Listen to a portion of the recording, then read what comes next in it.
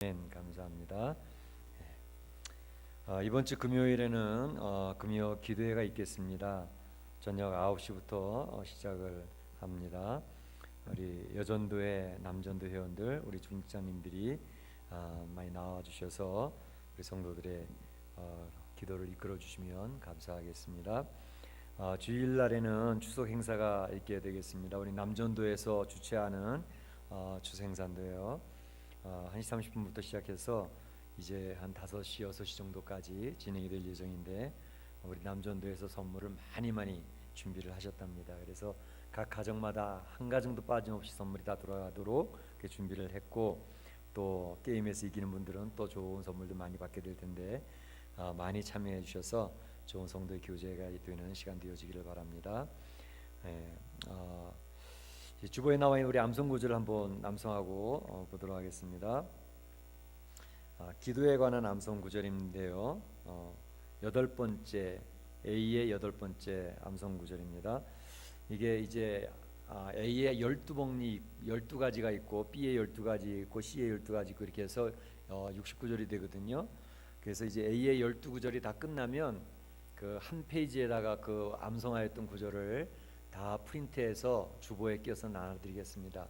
그러면 이제 집에다 벽에다 붙여 놓으시고 그 1번부터 12번까지 쭉 암송을 하시면서 계속 반복을 하시길 바랍니다. 그래서 한 페이지씩 한 분이 늘어나서 이제 69절 다 암송하시면 이제 뭐 한 1년 정도 지나겠죠. 그럼 우리 암송 대회도 좀 하고 그렇게 하도록 하겠습니다. 성경 구절 우리 나이 드신 분들은 잊어버리는 게 당연하니까요. 걱정하지 마시고 열심히 보고 읽으시면 됩니다. 제가 기억하기로는 지금 8순도 넘으신 분이 69절을 계속 매일같이 암송하는 분이 계셔요.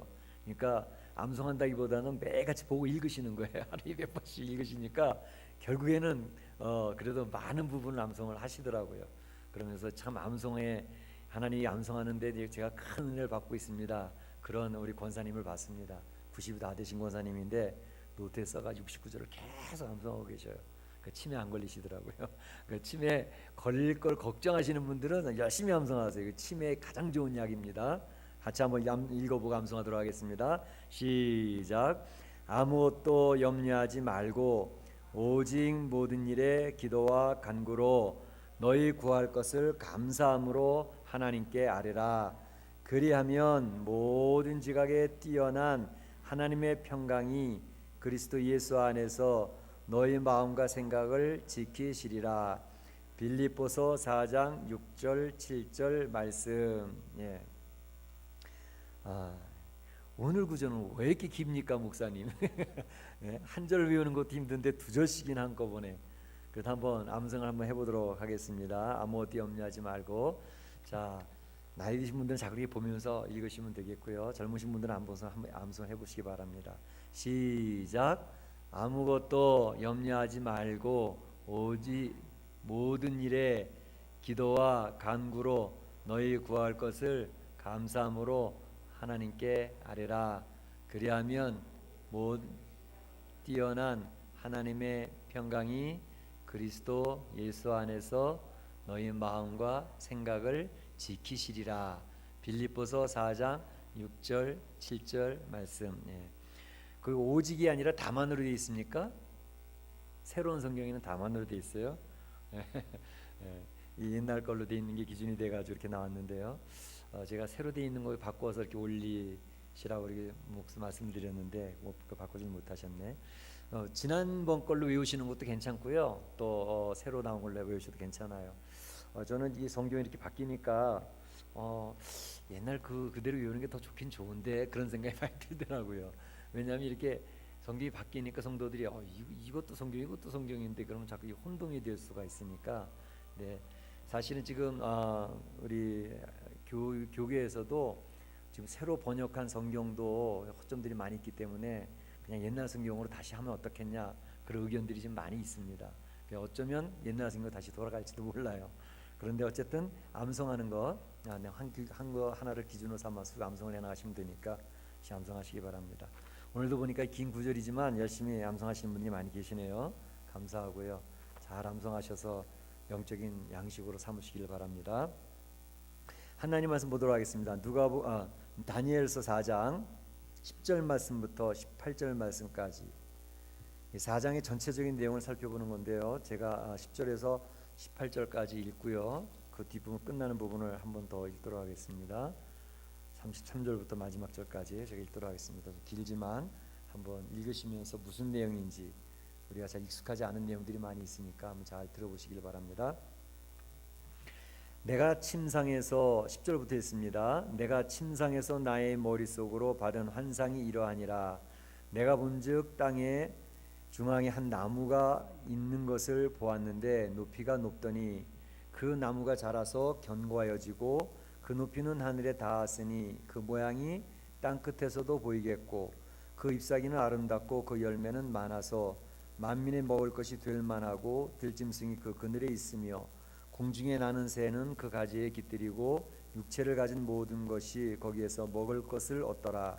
내가 침상에서 머릿속으로 받은 환상 가운데에 또 본즉 한 순찰자 한 거룩한 자가 하늘에서 내려왔는데 그가 소리질러 이처럼 이르기를 그 나무를 베고 그 가지를 자르고 그 잎사귀를 떨고 그 열매를 해치고 짐승들을 그 아래에서 떠나게 하고 새들을 그 가지에서 쫓아내라. 그러나 그 뿌리의 구루터기를 땅에 남겨두고 쇠한 노줄로 동이고 그것을 들풀 가운데에 두어라. 그것이 하늘 이슬에 젖고 땅의 풀 가운데에서 짐승과 더불어 제 몫을 얻으리라. 또 그 마음은 변하여 사람의 마음 같지 아니하고 짐승의 마음을 받아 7배를 지내리라. 이는 순찰자들의 명령대로요 거룩한 자들의 말대로이니 지극히 높으신 이가 사람의 나라를 다스리시며 자기의 뜻대로 그것을 누구에게든지 주시며 또 지극히 천한 자를 그 위에 세우시는 줄을 사람들이 알게 하려 함이라 하였느니라. 나 느부갓네살 왕이 이 꿈을 꾸었나니 너 벨드사사라 그 해석을 밝히 말하라. 내 나라 모든 지혜자가 능히 내게 그 해석을 알게 하지 못하였으나 오직 너는 능히 하리니 이는 거룩한 신들이 영이 네 안에 있음이라.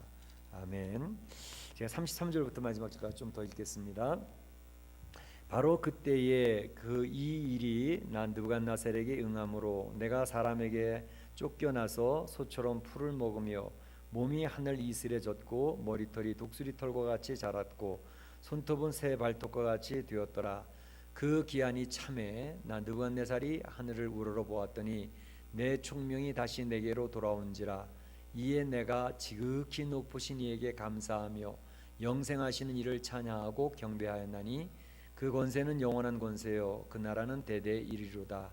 땅의 모든 사람들을 없는 것 같이 여기시며 하늘의 군대에게든지 땅의 사람에게든지 그는 자기 뜻대로 행하시나니 그의 손을 금하든지 혹시 이르기를 네가 무엇을 하느냐고 할 자가 아무도 없도다. 그때 내 총명이 내게로 돌아왔고 또 내 나라의 영광에 대하여도 내 위엄과 광명이 내게로 돌아왔고 또 나의 모사들과 관원들이 내게 찾아오니 내가 내 나라에서 다시 세움을 받고 또 지극한 위세가 내게 더하였느니라.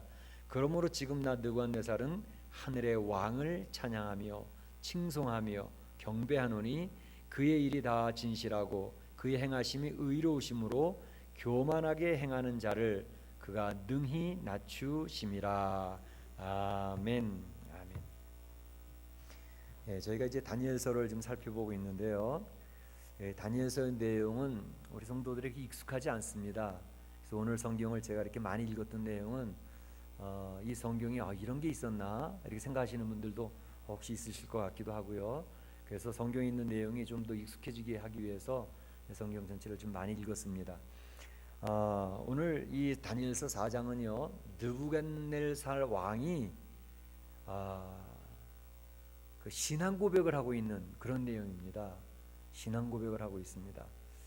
우리가 신앙생활하면서 그 신앙 고백하는 것은 굉장히 중요하거든요. 그래서 하나님 앞에서 나의 모습을 고백을 하고 하나님의 인도하심을 고백을 하고 하나님께서 어떻게 역사하셨는지를 간증을 하고 하는 이런 것을 통해서 우리 신앙을 견고하게 세워나가는 그런 역할을 하기 때문에 신앙 고백을 하는 것이 굉장히 중요합니다. 이제 사도신경의 그 신앙 고백이 우리가 주일마다 암송을 하지만 그 신앙 고백이 나의 신앙, 내가 마음속에서 정말로 그렇게 믿습니다. 또 그렇게 되는 것을 제가 확신합니다 라고 고백할 수 있을 때에 우리의 신앙이 이제 뼈대가 바르게 서게 되고 또 하나님 앞에서 우리가 힘있게 이제 신앙생활을 잘 할 수 있는데요. 오늘 본문에 보게 되면 사도 바울이 느부갓네살 왕이 자기가 하나님 앞에서 경험했던 놀라운 역사, 그 역사를 이제 간증하고 있는 내용입니다.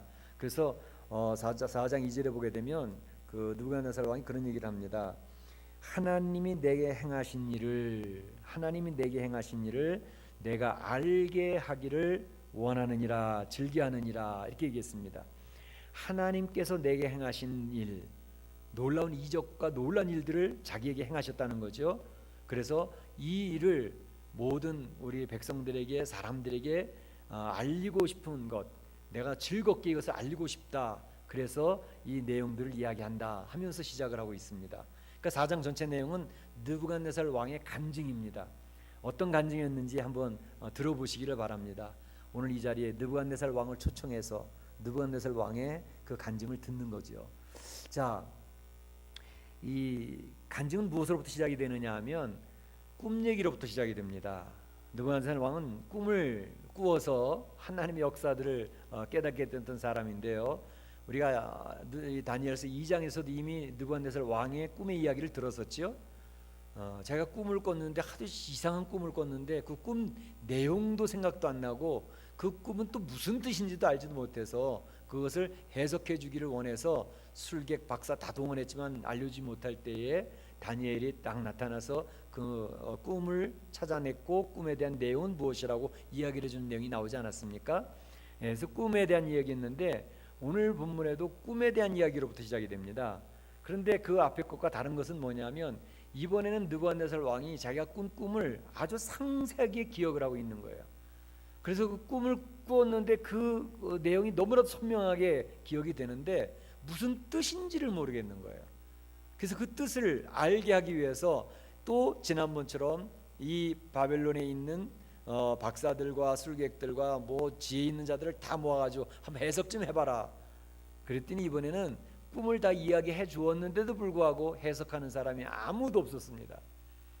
그러니까 결국 누가 또 동원이 됐겠어요? 다니엘을 불러서 이 꿈을 내가 다시 해석을 듣게 되어줬다, 그런 이야기를 하는 것입니다. 그 꿈의 내용도 앞에 있는 꿈은 이 나라의 역사, 그러니까 바벨론과 메데파사, 페르시아의 역사, 헬라와 그리스와 로마의 역사들이 연결되어지는 그런 꿈에 대한 내용으로 해석이 되어졌는데 오늘 꿈에 있는 내용은 자기 개인에 대한 것과 더 아주 밀접해져 있는 그런 꿈의 내용이었습니다. 그래서 하나님께서는 느부갓네살 왕에게 앞으로 네가 어떤 일을 당하게 될 것이고 어떻게 될 것이다 라고 하는 것을 꿈을 통해서 설명을 해주고 계시는 내용을 볼 수가 있죠. 우리 하나님은 살아계신 하나님입니다. 다니엘 시대도 살아계셨고 예수님이 활동하시던 그 시대에도 하나님이 역사하고 계셨고, 그러면 오늘 이 멕시코 이민 생활에 우리의 삶 속에도 하나님 역사 하실까요, 안 하실까요? 하나님은 살아계신 분으로 역사를 하고 계십니다. 특별히 하나님은 우리에게 이야기하고 싶은 내용을 계속 말씀을 하셔요. 우리 서 권사님에게 이야기하시고 싶은 것도 계속 말씀을 하시고, 우리 집사님들에게 이야기하고 싶은 것도 계속 이야기를 하고 계셔요. 이야기를 하시는데 그 이야기하시는 방법들이 지난번에도 말씀드렸죠. 주로 어떤 것들이에요? 제일 정확한 것은 성경 말씀을 통해서 우리에게 말씀을 계속 하신다고요. 그래서 제가 새벽기도 시작할 때마다 성경 읽기 전에 꼭 그렇게 제가 멘트를 하는 게, 오늘도 살아계신 하나님은 나에게 이야기하시고 싶어 하시는 것을 오늘 본문을 통해서 이야기하실 것입니다. 나의 시선이 들어오는 구절을 한 구절씩 꼭 찾아서 오늘 묵상하는 말씀의 씨앗으로 삼으시고 하나님의 음성을 듣기를 바랍니다. 그렇게 하고 말씀을 같이 교독을 하고 시작을 한다고요. 저는 그걸 확신해요.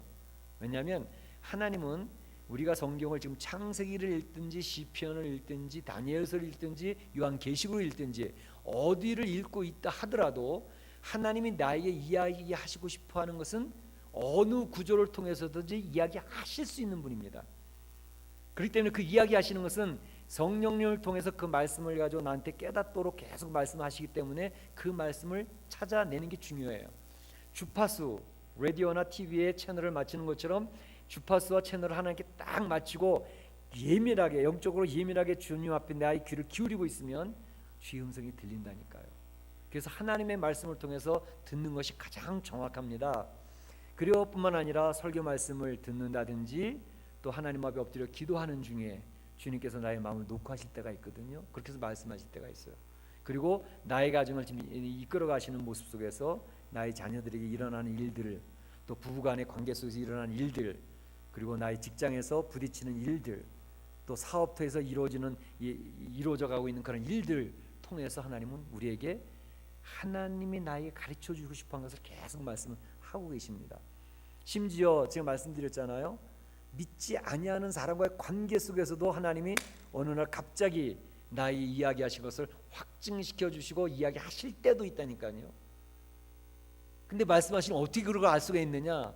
하나님이 말씀하시는 것은 일관성 있게 똑같은 내용들을 계속 이야기하시기 때문에 그걸 우리가 알아듣게 되는 거예요.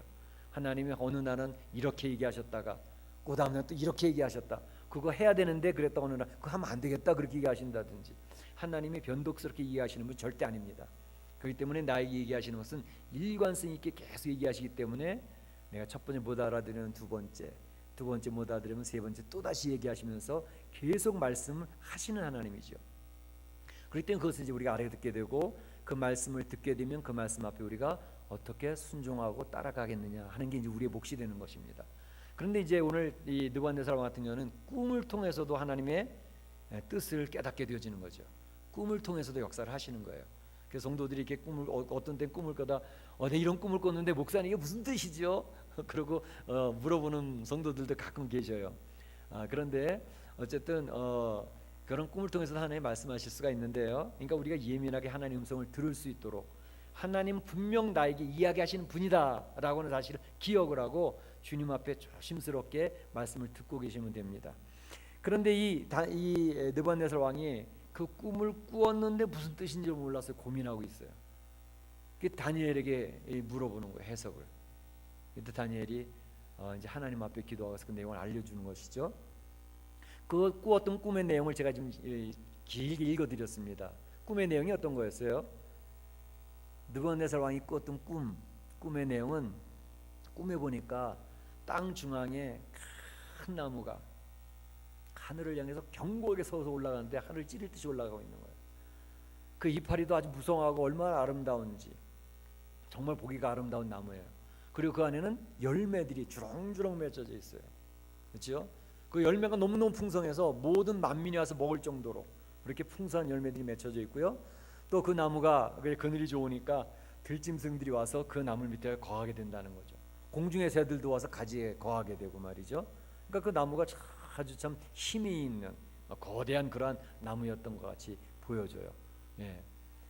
그런데 그 나무를 보여주는데 어떤 한 순찰자, 이게 보면 거룩한 자라 그랬습니다. 어떤 순찰자가 촥 나타나더니 그 큰 나무를 딱 베어버리고 가지를 쳐서 잘라버리고 이파리를 털고 열매들을 다 털어서 없애버리면서 그러면서 들짐승도 내쫓아버리고 공중의 새도 쫓아버리고 그런 일들이 벌어지는데 나중에 그루터기 밑에 나무 뿌리만 있고 위에 나무 위에만 조금 나와 있는 그루터기만 딱 남았단 말이죠. 근데 그거를 쇠와 노줄로 땅땅 감아가지고 놔두는데 거기에 이제 하늘에 이슬이 내려서 축축히 젖어가고 말이죠. 들판에 버려진 그러한 그루터기처럼 되어졌다 이렇게 이야기를 하는 거죠. 그런데 보니까 그 나무는 사람의 마음이 아니라 짐승의 마음으로 변해져 있고 말이죠. 그렇게 되어져 있었더라 말이죠. 그래가지고 7대를 지나는 그런 꿈을 꾸었다는 거예요. 그런 이제 꿈의 내용을 이게 쭉 설명한 거예요. 이 4장 전체 내용이 그 꿈에 대한 내용을 이야기하고 해석하고 설명하고 뭐 그런 내용들이에요. 그런데 그 다니엘이 야 이게 나 이런 이상한 꿈을 꿨는데 이게 도대체 무슨 뜻이라냐 이렇게 물어보니까 다니엘이 왕이여 어떻게 하면 좋겠습니까? 어쩌면 좋겠습니까? 다니엘이 가슴이 철렁하는 거예요. 하면서 이야기하기를 이 이 꿈이 왕이 아닌 왕의 대적, 왕이 싫어하는 미워하는 사람에게 이 꿈의 내용이 임하기를 원합니다. 그렇게 하면서 이야기를 하는 거예요. 그 꿈의 내용이 너무너무 무시무시한 것이었기 때문에 그 설명하기를 다니엘이 설명하기를 이렇게 얘기를 합니다. 그 큰 나무는 바로 왕을 지칭하는 것입니다. 느부갓네살 왕은 그와 같이 이 땅에 온 땅에 높은 자가 되어지고 견고한 자가 되어지고 왕을 통해서 온 나라들이 정복당해지고 그것을 통해서 많은 사람들이 얻어먹게 되어지고 하는 그런 역사들이 있게 되어지지 않았습니까? 사실 지금 느부갓네살 왕은 바벨론을 통해서 전 세계를 완전히 장악을 하고 제국을 만들었거든요. 바벨론 제국. 그러니까 지금 어느 나라도 바벨론에게 대항할 수 없는 그런 상황이 되어져 있는 나라죠. 그런데 안타까운 것은 순찰자, 거룩한 자가 나타나서 그 나무를 잘라버리는 자, 밑둥을 자른다 그랬잖아요. 그런데 왕이 사람들로부터 쫓겨나서 들판으로 쫓겨나는데 거기서 소가 풀을 뜯듯이 풀을 뜯으면서 제정신이 아닌 채로 살아가게 될 것이고 하늘의 이슬로 그가 젖는 아주 처참한 인생의 삶을 살게 될 것입니다. 그것이 7대가 지나야 해결이 됩니다. 7대는 하나님 정하실 때요. 또 7년이라고 얘기하는 사람도 있지만 꼭 7년이라기보다는 7이라는 숫자가 완전한 숫자이기 때문에 하나님이 정하신 어떤 기간, 그 기간이 지날 때까지 그런 일이 벌어지게 될 것입니다. 단지 이제 그 때가 지나고 나면 하나님이 세상 나라를 주관하시는 분이라는 사실을 깨닫게 되어지는 그날 당신은 다시 회복되어질 것입니다. 이렇게 얘기를 하는 거예요. 이 얘기를 들었던 느부갓네살은 벌벌벌 떨지요. 그렇지 않겠어요? 네. 그래서 그런 얘기를 들으면서 느부갓네살 왕이 이제 좀 굉장히 두려워하고 있는데 느부갓네살 왕에게 왜 이런 일이 벌어졌을까?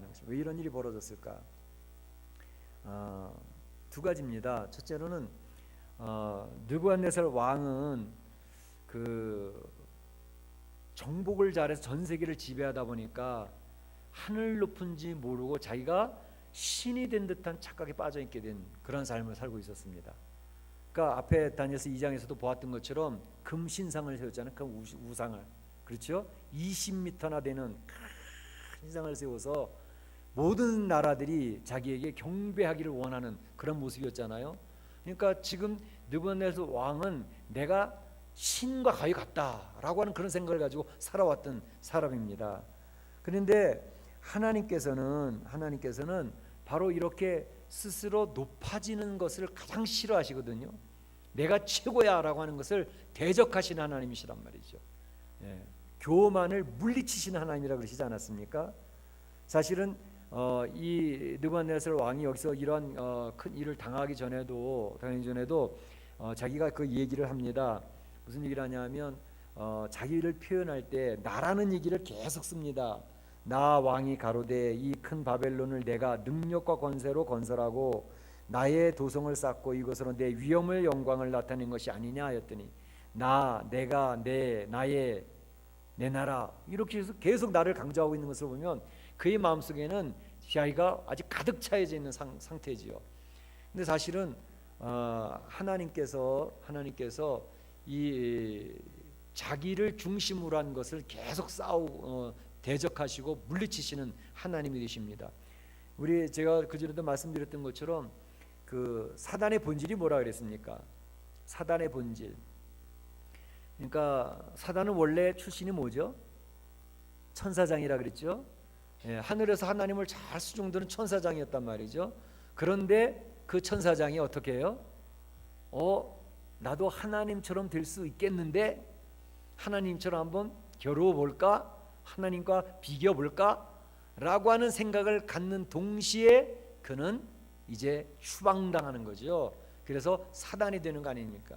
그러니까 이 사단의 본질은 교만입니다. 내가 최고야 하는 게 사단의 본질이죠.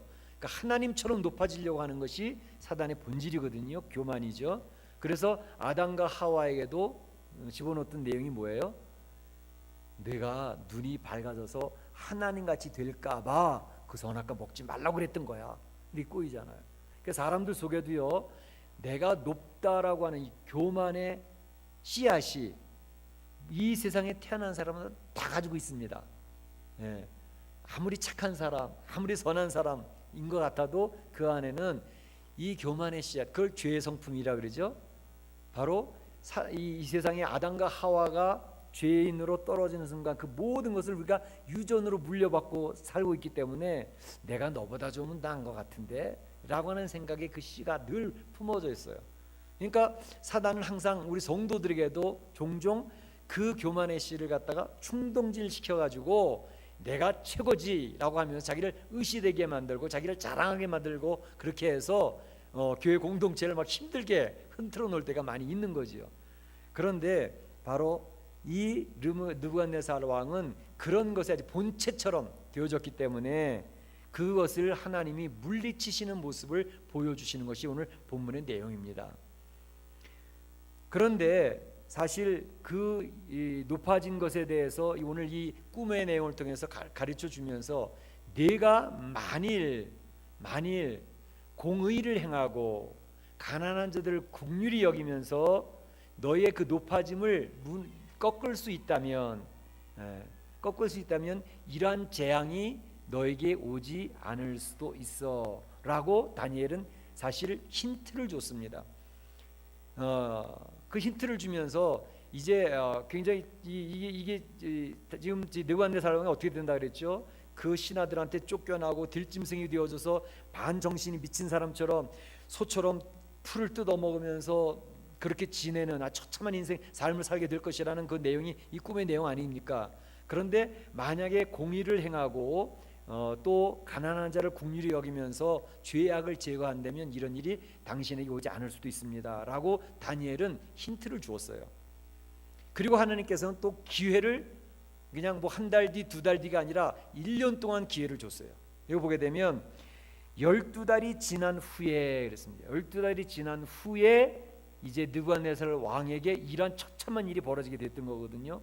그러니까 12달 동안 하나님은 느부갓네살 왕이 자기의 교만함을 꺾고 낮아지면서 바른 정치를 하고 그 백성들을 잘 돌보는 그런 일을 했더라면 그에게 이런 처참한 삶의 모습이 안 올 수도 있도록 하나님이 길을 열어 놓으셨다고요. 그런데 12달이 지나는 동안 그의 말을 마음에 두지 않았었단 말이죠. 그러니까 그 기회가 지나고 나니까 어떻게 돼요? 그 저주의 일들이 느부갓네살 왕이 그들이 임하게 됐던 것이죠. 사실은 하나님이요, 우리 성도들에게도 그렇고 불신자들에게도 그렇고 동일하게 계속 유예하시는 기회를 주십니다. 유예.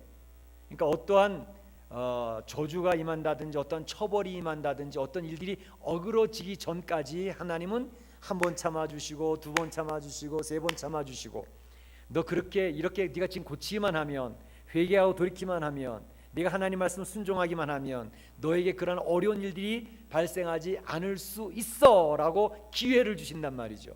기회를 주시는데 그 기회를 한 귀로 듣고 한 귀로 흘려버리고 한 귀로 듣고 한 귀로 흘려버리고 에이 뭐 지금까지도 괜찮았는데 뭐 앞으로 그런 일이 벌어지겠어. 그리고 하나님이 주시는 지혜, 하나님 주시는 말씀을 그냥 흘려버려버리면 하나님께서는 기다리시다가 기회를 주었다가 그 기회의 기간이 지나면 그대로 하나님의 처벌이 임하게 되는 것이죠. 여러분 보세요. 아담과 하와가 에덴 동산에서 아담에게 찾아오셔서 그랬지요. 내가 지금 어디 있느냐 물으시잖아요. 선악과 먹고 숨어 있을 때 아담아 내가 지금 어디 있느냐. 아니 하나님이 아담과 하와가 어디 숨어 있는지 몰라서 물어보시겠어요? 모르셨을까요? 알으셨을까요? 어디 숨어 있는지 무엇하고 있는지 하나님은 다 알고 계신 하나님이라니까요. 그런데 왜 물어보십니까? 어디 있는지 아시면서 어디 있냐고 왜 물어보시냐고요. 아담아 네가 어디 있느냐 물어보실 때에는 하나님은 지금 그에게 기회를 주고 있는 것이었어요. 아이고 하나님 잘못됐어요. 제가 하나님이 먹지 말라고 하는 선악과를 먹고 지금 너무 무서워서 숨었습니다 라고 나서 고백을 했으면 하나님이 용서하시죠. 하나님 처벌이 안 온다니까요. 그런데 아담은 핑계를 대잖아요. 하나님이 만드신 그 여자가 선악과를 주어 제가 먹었습니다. 자기 책임인데 그 책임 여자한테 돌리잖아요. 그것도 하나님이 만들어주신 그 여자가. 그렇죠? 제 책임입니다. 나 때문입니다. 그러면 얼마나 좋아요. 하나님이 만드신 그 여자가. 무슨 말이에요? 그 하나님 책임이에요. 하나님 안 만들어주었으면 이런 일 안 저질렀을 텐데. 그렇게 얘기해요. 우리는 종종 그렇게 핑계를 댈 때가 많아요. 그러니까 제일 먼저 하나님 제가 잘못했습니다. 내 책임입니다. 나 때문이에요. 그리고 하나님은 팍 엎어지면 하나님이 웃으시면서 그래 내가 알고 있었지. 그러고 해결해 주시는데 자꾸 핑계를 대고 자꾸 피한다니까요. 끝까지 피할 수 있는 데까지 피하다가 나중에 꽝 얻어맞고 쓰러지는 거죠. 바로 이 느부갓네살 왕에게 기회를 계속 제공해 주셨어요. 기회를. 여러분 불신자들에게 예수님 믿을 수 있는 기회를 하나님 주실까요 안 주실까요? 불신자들에게도 어떤 분들은 우리 이제 장로 교리상에서 선택된 자가 예수님 믿는다 그렇게 해놓으니까 불신자들에게는 그냥 예수님 못 믿도록 하나님 딱 막아놓은 것처럼 우리 얘기를 하시는데 절대 그렇지 않아요. 하나님께서는 그들이 예수님 앞에 나올 수 있는 기회를 계속 제공하고 계셨다고. 예수님 믿고 하나님의 자녀 되라고. 그렇죠? 그 예수님 재림하실 때가 언제라 그랬어요? 복음이 땅끝까지 전해지는 그날 예수님 재림하시는 거예요. 복음을 못 들은 사람이 한 명도 없게 된 그날 예수님이 오시는 거. 왜?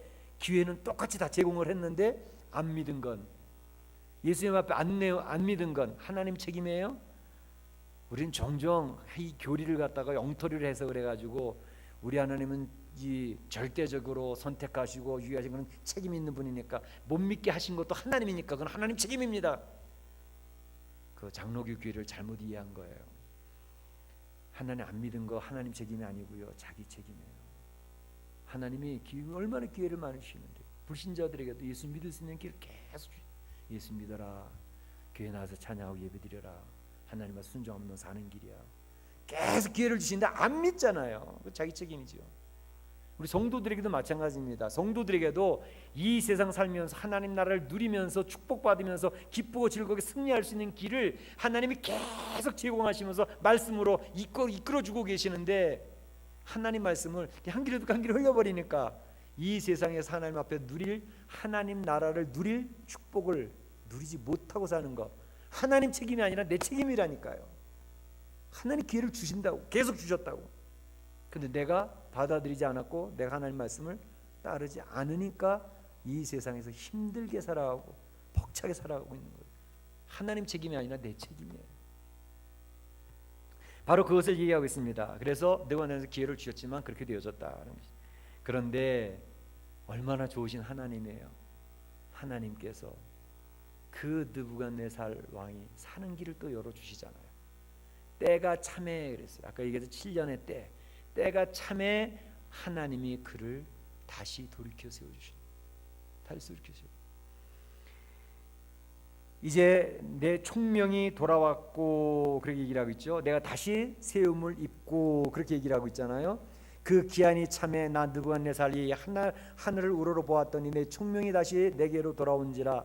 이에 내가 지극히 높으신 이에게 감사하며 영생하신 이를 찬양하고 경배하였나니 그 권세는 영원한 권세여 그 나라는 대대 이르리로다.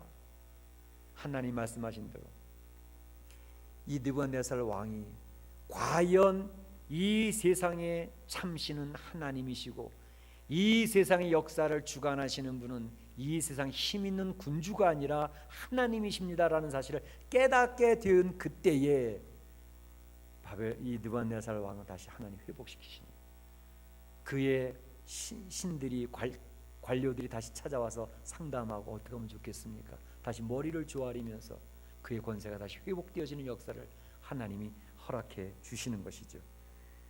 그러므로 지금 나 느부갓네살이 그렇게 얘기를 하지. 그러므로 나는 그전에는 나만 계속 얘기하던 그 느부갓네살 왕이 무엇을 얘기하냐면 지극히 높으신 하나님이, 지극히 높으신 분이, 지극히 높으신 이가, 지극히 높으신 그분, 그렇게 이야기하기를 계속 강조하고 있습니다. 그러면서 그가 결론적으로 얘기하는 것이 뭐냐면 37절 마지막 절이 결론이었습니다. 그러므로 지금 나 느부갓네살을 하늘의 왕을 찬양하며 칭송하며 경배하노니 그의 일이 다 진실하고 그의 행하심이 의로우심으로 교만하게 행하는 자를 그가 능히 낮추심이라. 교만하게 행하는 자를 그가 능히 낮추심이라. 누구 얘기예요? 자기 이야기거든요. 자기가 엄청나게 교만해서 자기가 신인 줄 알았다고요.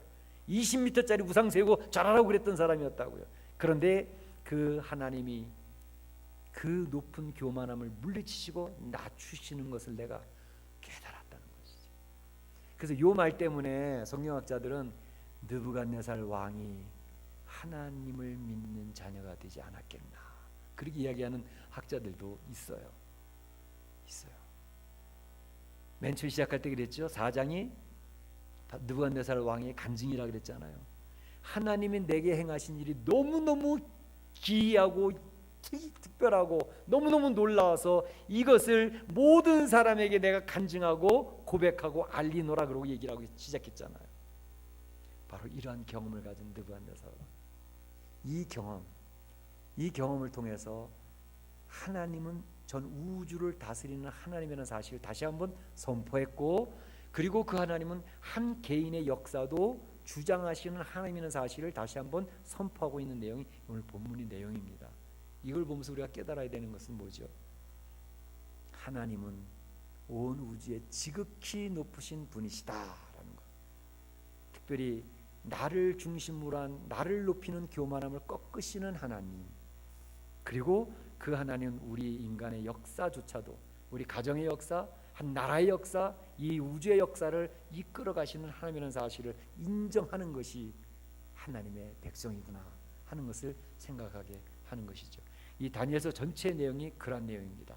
하나님만이 참 우주의 주인 되신다는 것이죠. 역사의 주인 되신 하나님이시다는 거죠. 오늘 이 말씀을 잘 기억하시고 우리의 마음속에 하나님, 정말 하나님만이 참 신이십니다. 내 인생을 이끌어 하시고 하나님을 찬양합니다. 경배합니다. 지극히 높으신 그 하나님을 경배합니다. 그런 고백이 있으시기를 주의 이름으로 축복합니다. 축복합니다. 예. 우리 하나님 앞에 찬양